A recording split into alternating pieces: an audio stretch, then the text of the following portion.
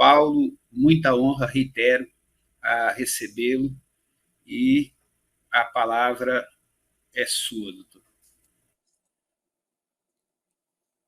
Obrigado. Eu quero saudar inicialmente o doutor Ednir Sebastião Albuquerque Rosa, vice-diretor da Escola da Magistratura de Rondônia, cumprimentar também o seu diretor, desembargador Miguel Mônico Neto, cumprimentar o professor Pedro Azaradel, né? Tive a honra de ouvi-lo, né?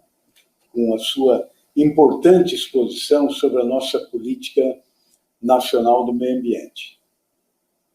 Doutor Ednir, nem nos meus melhores sonhos, nem nas minhas maiores expectativas, eu poderia sonhar 40 anos atrás, quando eu conheci o direito ambiental, que eu viveria um momento mágico como esse hoje, de ver a escola dos juízes do meu país discutindo direito ambiental. E mais, no dia do meu aniversário, dia 22 último, eu jamais poderia sonhar em ver a decisão tomada pelo Tribunal de Justiça de Rondônia sobre a revogação da lei que praticamente destruiu 2 unidades de conservação da maior importância para o país, a reserva de Jaci, Paraná, e também o Parque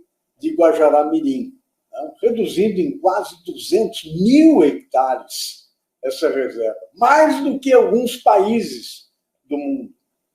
40 anos atrás, eu, um jovem professor de direito, estudava direito ambiental, estudava, na verdade, o mestrado em direito, quando pela primeira vez ouvi meu grande amigo, mentor e orientador, professor doutor Sérgio Ferraz, contar que ele voltava da Itália e lá na Itália, em trabalho junto com o professor Mauro Capelletti, ele tomou conhecimento do isolamento de uma nova categoria de direitos, a categoria dos direitos difusos.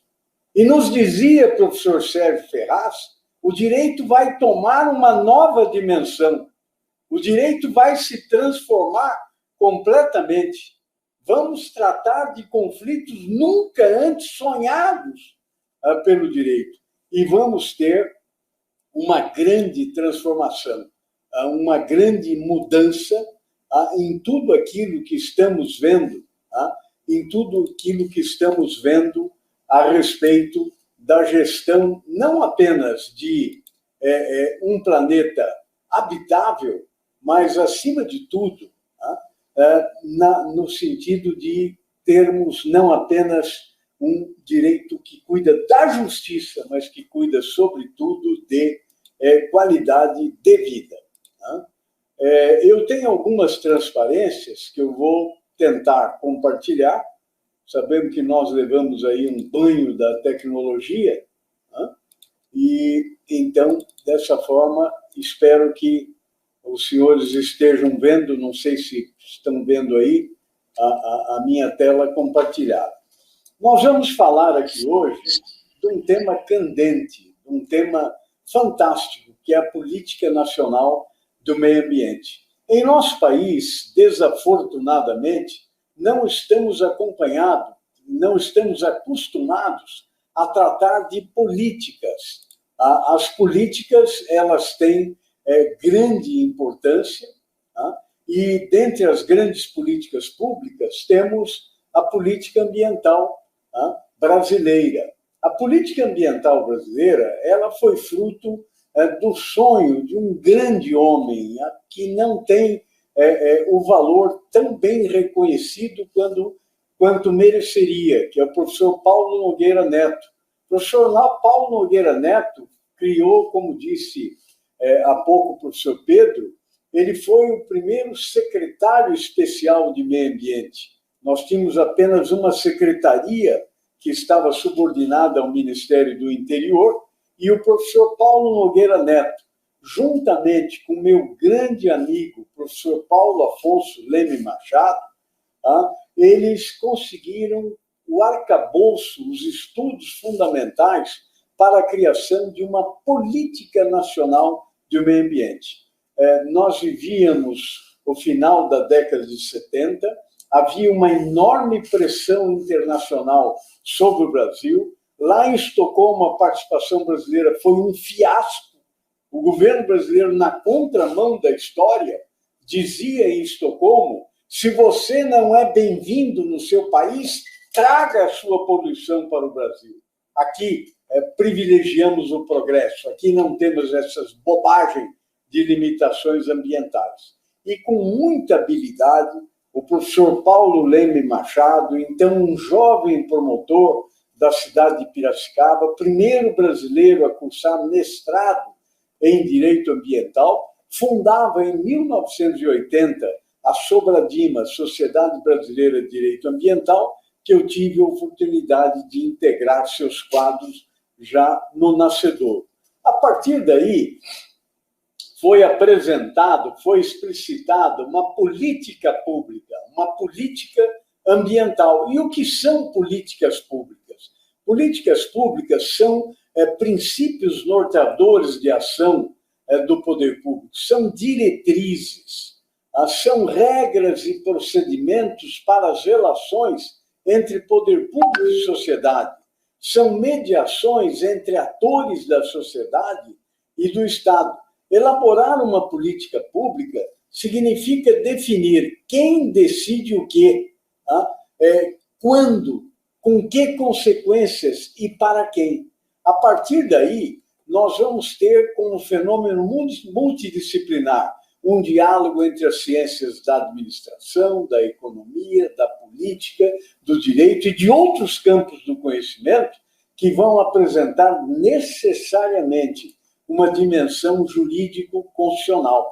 As políticas públicas, elas alimentam, realimentam e reorientam políticas educacionais, sociais, de habitação, de saúde, agrícola, de desenvolvimento tecnológico e políticas ambientais. Para implementar uma política pública, é necessário um envolvimento total do governante com a população. A sociedade civil organizada, ela tem que participar dos debates, ela tem que inserir, internizar os valores que a política pública contempla.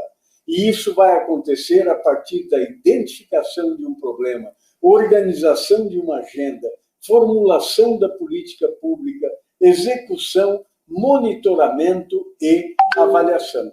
Dentre as políticas públicas, se destacam as políticas ambientais, que nós estamos discutindo aqui, e na definição de Berry-File, são ações coletivas realizadas para gerenciar impactos humanos sobre a qualidade do meio ambiente, sendo o foco tradicional as leis, regulamentos que abordam questões de controle da poluição e formas de dominar a produção e o consumo, tendo impacto direto nos poluidores, de forma que os recursos naturais sofram o menor impacto possível.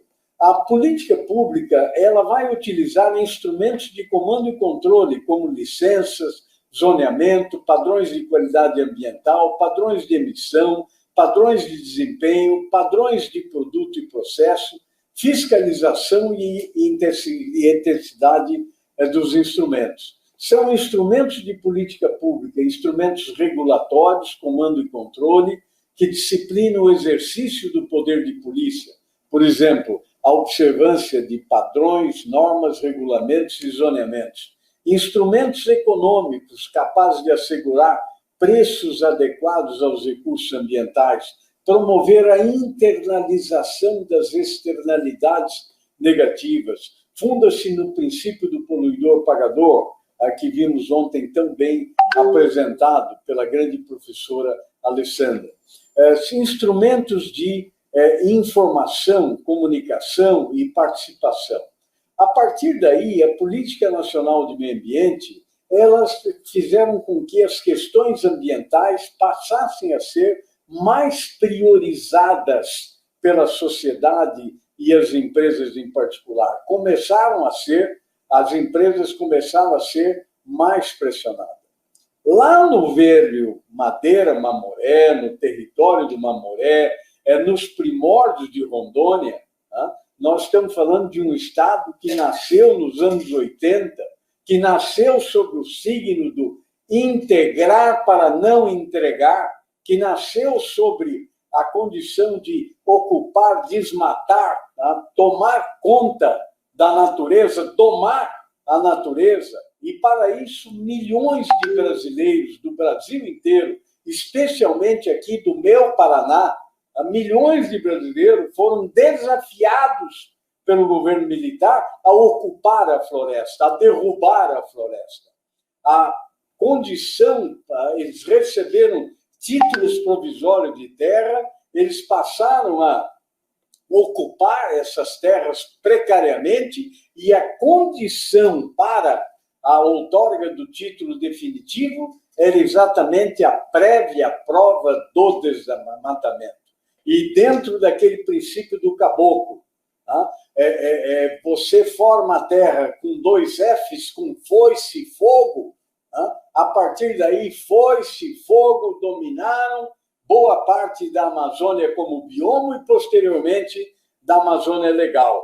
Há uma destruição das florestas que passaram a ter impacto que hoje sofremos. Esta lei 6938/81, ela foi desenvolvida a partir de uma série de princípios, que são princípios síntese, que foram fortalecidos, transformados em direito fundamental, incorporados alguns anos depois à Constituição Federal, no capítulo previsto, iniciando-se pelo artigo 221, uma das poucas constituições do planeta que possui um capítulo específico para meio ambiente. E hoje é lei no Brasil o equilíbrio ecológico, o planejamento do uso do solo, a proteção de ecossistemas, o controle e zoneamento de atividades poluidoras, o desenvolvimento de tecnologia de proteção aos recursos naturais, a recuperação de áreas degradadas, a educação ambiental. Pioneiramente, a Lei 6938/81 conferiu ao Ministério Público o papel de guardião dos recursos naturais do Brasil, o papel de legitimado para a propositura de ações coletivas, para a propositura de ações de responsabilidade civil e criminal pelos danos causados ao meio ambiente. Ela tem como instrumentos o estabelecimento de padrões de qualidade ambiental, o zoneamento ambiental, a avaliação de impactos ambientais, o licenciamento e a revisão de atividades efetivas ou potencialmente poluidoras, incentivos à produção e instalação de equipamentos e à criação ou absorção de tecnologias voltadas à melhoria da qualidade ambiental. A criação de reservas, estações ecológicas, de áreas de proteção ambiental, as de relevante interesse ecológico pelo poder público federal, estadual e municipal. A criação de espaços territoriais especialmente protegidos pelo poder público federal, estadual e municipal, tais como áreas de proteção ambiental de relevante interesse ecológico e as reservas extrativistas, consagrando aqui uma regra que vem na Constituição Federal, que pela primeira vez na história do direito brasileiro criou a figura do direito intergeracional. Hoje se garante um direito fundamental às gerações vindouras, às gerações que ainda não nasceram, que tenham um mínimo de espaços territoriais especialmente protegidos. Então, nesse momento, doutor Ednir, quando os desembargadores do TJ Rondônia salvaram 2 importantes unidades de conservação, o fizeram não apenas para as gerações atuais. Ao contrário do que pensava o governador do estado de Rondônia e a sua Assembleia Legislativa, o fato de ter havido ocupação antrópica naquelas unidades de conservação, o fato de não ter sido bem cuidadas o fato de terem sido agredidas não justificava a sua destruição, porque elas foram criadas não para o governo de Rondônia, não para os deputados de Rondônia, elas foram criadas para gerações vindouras de Rondônia, da Amazônia, do Brasil e do planeta Terra. Esse é o sentido da proteção ambiental. Essa lei também consagra um Sistema Nacional de Informações sobre o Meio Ambiente, um cadastro técnico federal de atividades e instrumentos de direito ambiental. Pela primeira vez, cria penalidades duras, disciplinares e compensatórias ao cumprimento das medidas necessárias à preservação do meio ambiente, que nasceu com a Lei 6938 e que foi fortalecida pela Constituição Federal, que trouxe algo inovador, algo impensável dentro do sistema jurídico tradicional, a responsabilidade penal da pessoa jurídica, contrariando o aforisma dos penalistas tradicionais de que societas delinquere non potest, a sociedade não pode delinquir. Pode sim, pode quando ela desrespeita valores fundamentais, pode quando ela desrespeita a qualidade de vida, pode quando ela compromete as gerações vindouras, pode quando ela cria a figura do laranja para responder penalmente. Então, hoje, há uma consciência internacional de sustentabilidade, tá? A economia circular, há princípios e políticas que fazem com que a população mundial respeite o meio ambiente e não aceite mais empresas poluidoras, não aceite mais empresas inimigas do meio ambiente. Então, a partir daí, a qualidade do meio ambiente é periodicamente avaliada e divulgada através de relatórios previstos pela lei, garante-se a prestação de informações relativas ao meio ambiente, cria-se um cadastro técnico federal de atividades potencialmente poluidoras para que os poluidores fiquem no radar da fiscalização, todos saibam quem são as atividades potencialmente poluidoras e cria-se instrumentos econômicos como concessão florestal, servidão ambiental, pagamento por serviços ambientais, seguro ambiental, cria-se a figura do protetor, recebedor, entre outros. Essa política nacional do meio ambiente, ela tem por objetivo não apenas a manutenção da qualidade, na manutenção dos recursos naturais, o objetivo geral é a preservação do meio ambiente como um todo, mantendo-se a qualidade dos recursos ambientais propícios à vida. Mas o objetivo específico é uma ação governamental na manutenção do equilíbrio ecológico, considerando-se o meio ambiente como um patrimônio público a ser necessariamente assegurado e protegido, tendo em vista o uso coletivo. Tem como objetivo específico a racionalização do uso dos recursos naturais. Vejam, senhores, a partir da Política Nacional do Meio Ambiente, nasceu o direito ambiental. Eu brinco sempre com meu grande amigo Paulo Afonso Leme Machado, que ele é o criador do direito ambiental brasileiro. A partir dos seus estudos, da sua pesquisa e do robusto trabalho da Sociedade Brasileira de Direito Ambiental, inúmeras leis foram criadas, como a Lei da Ação Civil Pública em 85, a Lei da Política Agrícola em 91, a Lei da Política Nacional de Recursos Hídricos em 97, a Lei dos Crimes Ambientais em 98, a Lei da Política Nacional de Educação Ambiental em 99, o Sistema Nacional de Unidades de Conservação, o SNUC, em 2000, o Estatuto das Cidades em 2001, a Lei da Política Nacional de Biossegurança em 2005, a Lei da Gestão de Florestas Públicas, as FRONAS, em 2006, a Lei da Mata Atlântica também em 2006, a Lei da Política Nacional sobre Mudanças do Clima em 2009, a Lei da Política Nacional de Resíduos Sólidos em 2010, o Estatuto das Metrópoles, o Estatuto da Cidade, a partir de 2015, o pagamento por serviços ambientais, este ano, em 2021, tudo isso objetivando o quê? Sustentabilidade, objetivando o desenvolvimento sustentável, que é definido como atender às necessidades das gerações sem comprometer a vida das gerações futuras. Todos nós reconhecemos que o desenvolvimento é uma meta desejável. Ninguém abre mão dos confortos da vida moderna.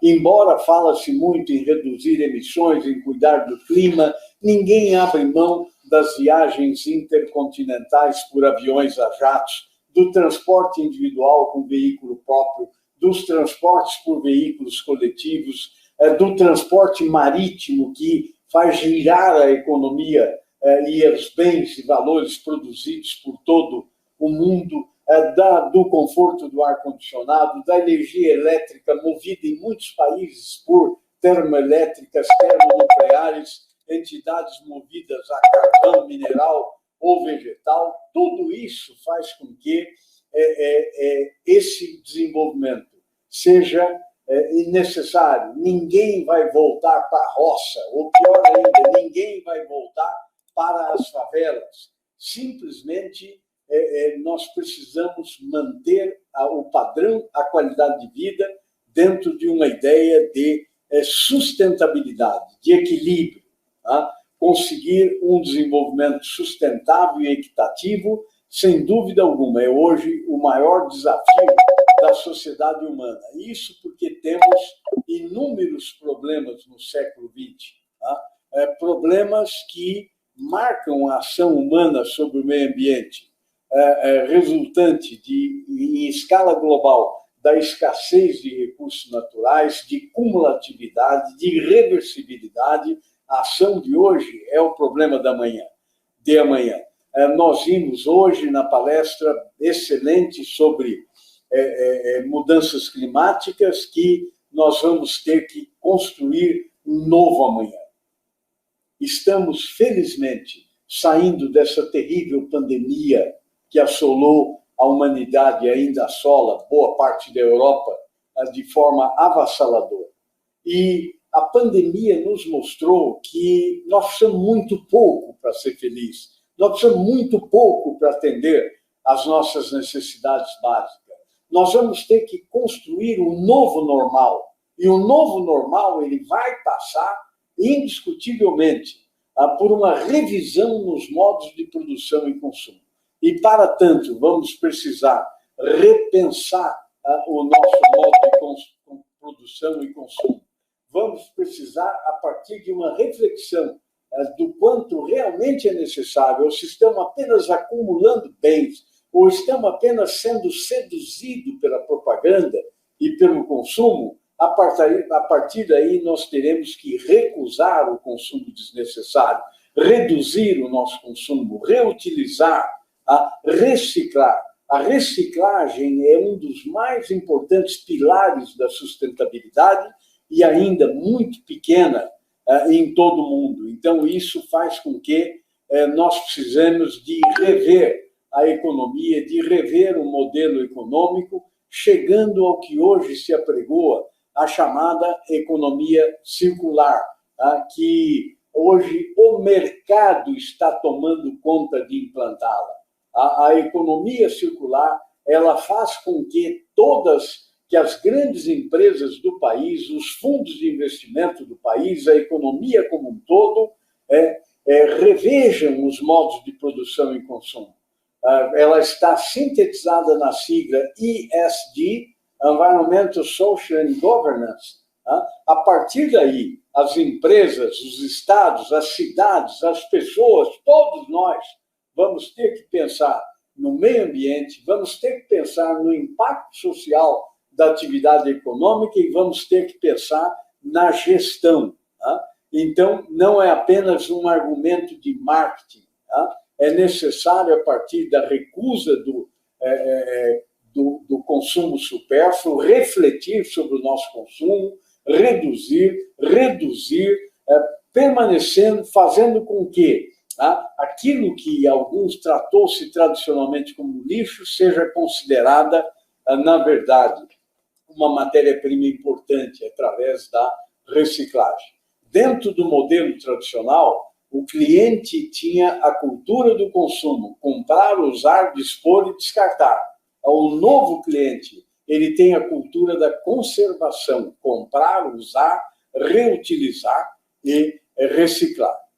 Vejam, nós temos um enorme desafio, o estado de Rondônia é central nesse desafio. Somos hoje 7,8 bilhões de pessoas no planeta, vamos crescer até 2050, 2 bilhões de pessoas, até 2050, daqui a pouco, estamos em 2021, seremos 9,8 bilhões de pessoas, o PIB mundial vai crescer 3,5 vezes o PIB atual de 75 trilhões de dólares. Agora, imaginem os senhores se a poluição, a deterioração ambiental crescer na mesma proporção. Então, o grande desafio será produzir alimentos. Hoje, o Brasil já alimenta 1 bilhão de pessoas no planeta. E nós somos modelos no país em termos de agricultura. Estima-se que até 2050 vamos ter que aumentar em 80% a produção mundial de alimentos. E essa grande perspectiva vai resultar numa enorme pressão sobre os modos de produção, especialmente o agronegócio. Vejam que o Brasil tem uma condição fantástica. 65% do território nacional são constituídos de vegetação natural, floresta, reservas extrativistas, reservas indígenas, áreas protegidas. Apenas 23% são utilizados para pastagem, 7% é toda a área utilizada para o agronegócio e 4% para outros usos. Vejam, esses dados foram coletados pela Embrapa a partir do CAR, o Cadastro Ambiental Rural, que exigiu um mapa digital de cada imóvel, constatou a existência do tipo de ocupação, foi examinado e auditado esses números pela NASA e chegou-se a essa conclusão. Vejam, nós temos hoje em áreas não agricultáveis 468 milhões de hectares, 210 milhões de hectares em pastagem. E temos em áreas disponíveis para expansão 91 milhões de hectares, que são áreas que, desgraçadamente, foram destruídas para criação de pecuária. Lá nos anos 70, o que nós víamos, a floresta amazônica sendo pulverizada de avião com agente laranja, que era um dessecante, uma arma química para secar a floresta, jogava semente de colonel de avião e depois colocava-se fogo para quebrar a dormência da semente. A semente tem uma película que pode levar à dormência por anos. Então, colocava-se fogo, aquela película era destruída e o capim eclodia igual cabelo. Por isso que o caboclo dizia, pasto se forma com 2 Fs, foice e fogo. Mas hoje essa realidade mudou. Essa realidade ela nos permite hoje destinar 91 milhões de hectares de florestas degradadas para a agricultura 4.0, para a ILFP, a integração lavoura-floresta plantada. E isso vai permitir uma grande contribuição e já vem ocorrendo no estado de Rondônia, na região de Vilhena, de Cerejeira, de Ji-Paraná, onde imensas áreas de floresta estão sendo reconvertidas para o uso em agricultura.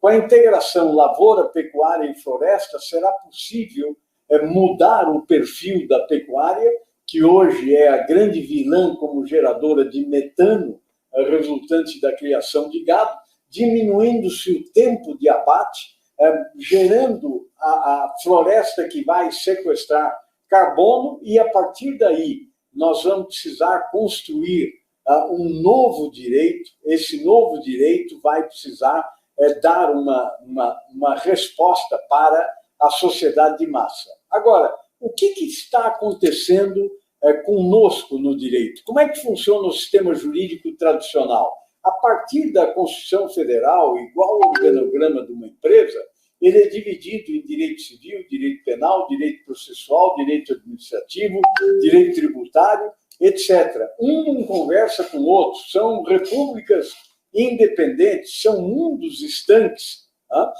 No entanto, eu vou se tentar criminalizar a conduta de uma pessoa jurídica, vai se esbarrar nos princípios tradicionais do direito penal. O que é um crime? O crime é um fato típico, antijurídico e culpável. Então, como a pessoa jurídica ela é fruto de uma ficção, ela não tem vontade, não tem o dolo, não pode haver a criminalização da conduta. No processo civil, a Lieberman criou as teorias da condição da ação. Só quem tem interesse e legitimidade pode propor uma ação. E criou também os limites objetivos e subjetivos da coisa julgada. Só quem é parte em um processo poderá ser atingido, beneficiado ou prejudicado pela coisa julgada. Carnelucci criou a figura da lide, e vimos que a lide é moldada pelo juiz. Vimos que a lide, os limites da lide são traçados pelo autor no pedido. O juiz não poderá decidir esta, ultra ou citra petita, se ele der mais do que foi pedido, se ele der algo que não foi pedido, ou se ele deixar de apreciar um pedido, a sentença estará viciada. Na lide do direito ambiental, nós vamos ter uma lide moldada pelo juiz no processo. Os seus contornos serão definidos pelo juiz no processo. Então, será necessário criar um novo modelo. E vamos inovar no direito, buscando na teoria do direito alemão, dos microsistemas jurídicos, uma forma de criar um microsistema que atenda de forma específica aquele interesse. Então, muitos do direito tradicional não conseguem entender o juiz resolvendo conflitos de outros poderes, o juiz interferindo no executivo, no judiciário, vão chamar isso de ativismo judicial, mas, na verdade, nós criamos um novo modelo, o modelo dos microsistemas que permitem tratar de um direito específico. Eu criei esse modelo na minha tese de doutoramento, então nós vamos ter, a partir da Constituição, noções de direito civil, noções de direito administrativo e tributário, noções de direito processual, e tudo isso vai constituir o direito ambiental, que eu poderia chamar também de direito do consumidor, ou de pessoas portadoras de deficiência, ou de criança e adolescente, ou de investidores no mercado de capital, ou de idosos, ou de outros direitos difusos ainda não conhecidos. O juiz pode o que nesse novo modelo? O juiz pode tudo. O juiz pode tudo. Pode tudo, o que significa? Significa que, ao tratar de um direito fundamental, nós não podemos ficar naquelas amarras do velho positivismo kelseniano, onde o juiz era um autômato, onde o juiz era...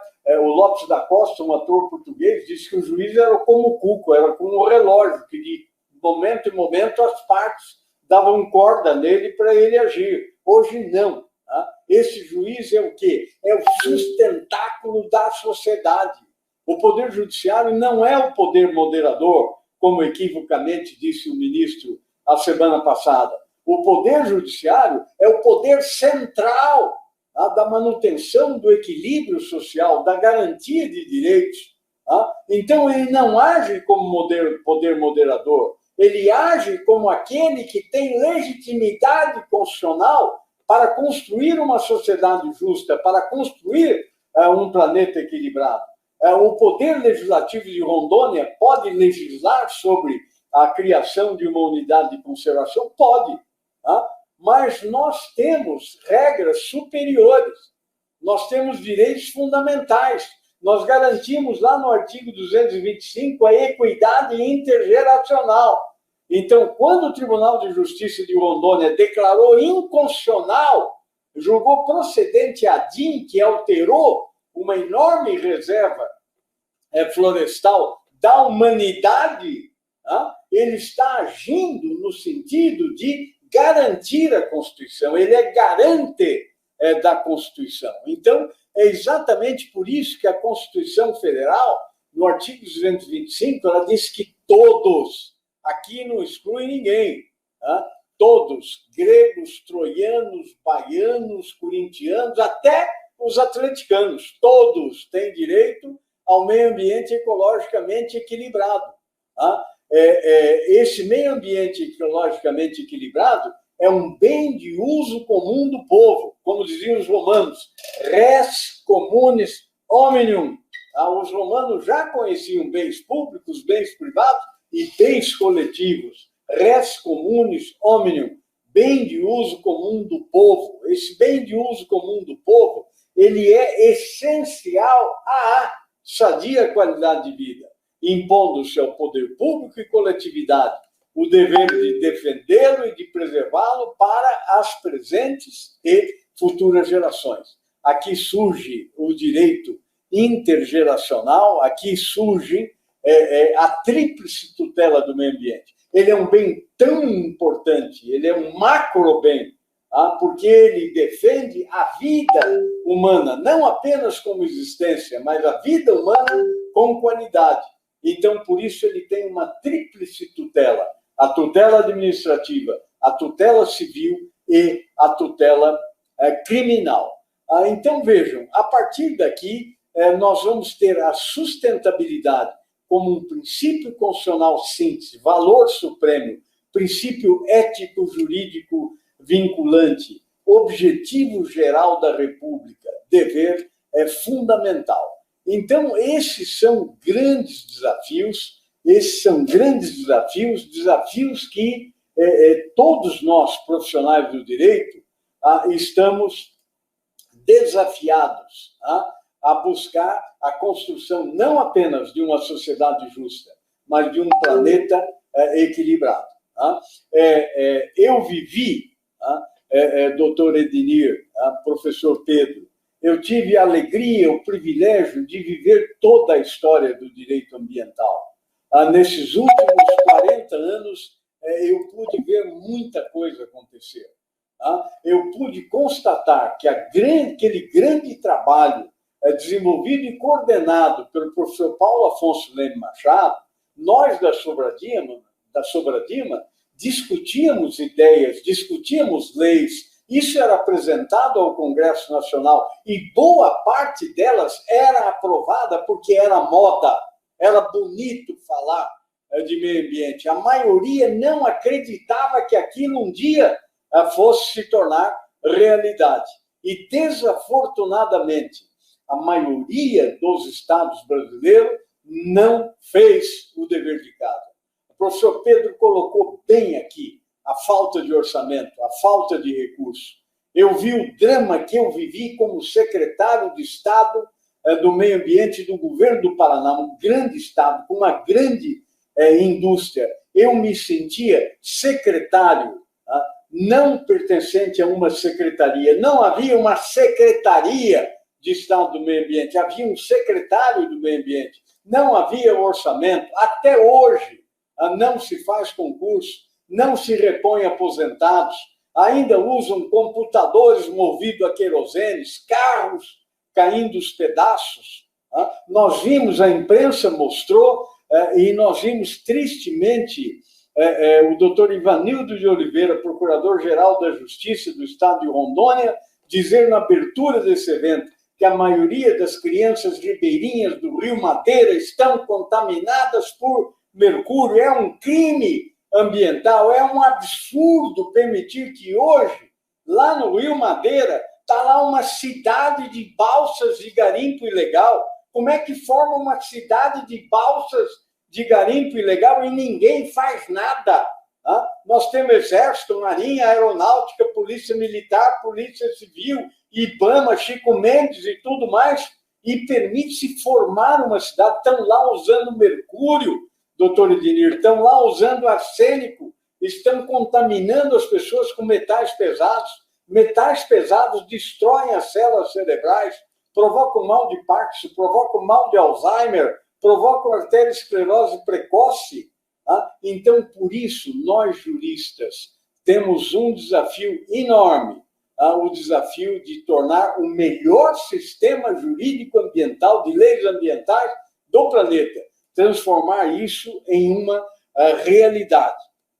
Nós vimos o Procurador-Geral da Justiça do Estado de Rondônia informar que ele vai criar uma procuradorias regionais de meio ambiente. Nós temos o Grupo de Atuação Especial Ambiental no Ministério Público. E o Poder Judiciário, doutor Ednir, ele é uma função, ele é um poder e ele é uma atividade. Nós temos atividade jurisdicional, nós temos uma função pública relevante, mas ele é, sobretudo, essa atividade precisa de meios. Nós precisamos de peritos nas comarcas, nós precisamos de gestão. O grande problema é de gestão. Qual é a política ambiental do Estado de Rondônia? Qual é a política ambiental do Ministério Público do Estado de Rondônia? Quais são os objetivos? Quais são as metas? Qual é o cronograma para tornar essas ações ambientais legais no Estado de Rondônia definitivas? Então, nós vimos para o que uma política pública precisa muito mais do que uma lei, muito mais do que uma declaração de intenções. Aquilo que, pelas mãos de Paulo Afonso Leme Machado, Paulo Nogueira Neto, nasceu, virou lei, tem que se transformar em realidade. Peço desculpas porque não fui comportado como o professor Pedro, que é muito disciplinado, excedi em 10 minutos o tempo que gentilmente me foi concedido, mas eu não poderia deixar de destacar, de falar aqui da minha alegria, do meu entusiasmo como professor, pesquisador de direito ambiental, em ver o Estado de Rondônia na vanguarda, em ver o Estado de Rondônia, através da sua escola de magistratura, criar um programa de mestrado. Isso é fantástico, isso é maravilhoso, manter um curso de especialização em direito ambiental. E eu espero, doutor Ednir, que a escola conduza pesquisas capazes de transformar essa política em realidade, capaz de criar uma política ambiental, não apenas do Brasil, mas uma política ambiental do Estado de Rondônia, capaz de criar um mundo melhor, uma sociedade mais justa, uma sociedade mais fraterna e podermos responder a todos aqueles compromissos que foram assumidos lá em Glasgow. Que aquilo ali não é mais uma ameaça, não é mais uma conversa de ambientalista histérico. Como o professor Pedro colocou e a professora que me antecedeu, nós temos 1.200 cientistas no painel intergovernamental de mudanças climáticas mostrando o problema. E tenho a certeza, por tudo aquilo que eu vi essa escola fazer, que ela vai fazer mais. E ela vai transformar tudo isso em realidade. Agradeço imensamente o convite, o privilégio e oportunidade que tive de falar com magistrado, com advogados, com membros do Ministério Público, não apenas de Rondônia, mas de todo o país que se integram a Emerol. Obrigado.